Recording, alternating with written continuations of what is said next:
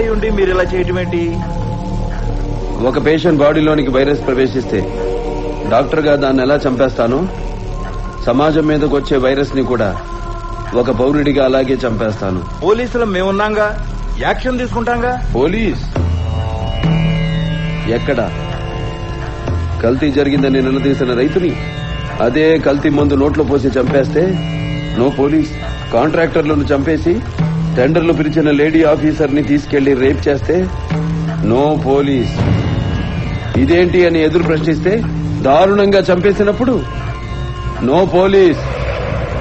కల్తీ పాలకు 60 మంది పసి ప్రాణాలు గాలిలో కలిసిపోతే అయ్యా ఇది పరిస్థితి అని మొరబెట్టుకున్న తల్లిదండ్రులను ఓదార్చడానికి నో పోలీస్.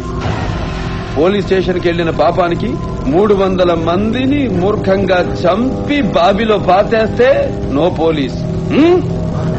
అప్పుడు లేవని నోరు ఆఫ్టర్ ఆల్ ఒక క్రిమినల్ ని చంపితే లేస్తుందే. సార్, వాళ్ళు ఈ ఏరియాలో మీలాగే పెద్ద ఫ్యామిలీ, మీకు తెలియందా? పెద్ద ఫ్యామిలీయా? మాలాగా?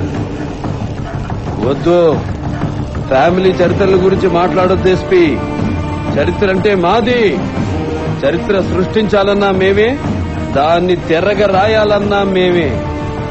వాళ్ళంతా బ్లడీ ఫూల్స్, ముర్రత జాతి. నో మోర్ ఆర్గ్యుమెంట్స్ ఎస్పీ గారు. మీ దగ్గర దాయడానికి ఏమీ లేదు. క్లారిటీగా క్లియర్ గా చెప్తున్నా, తప్పు చేసిన వాడిని చంపేయడమే. No police. Guns are made of rules but not sword.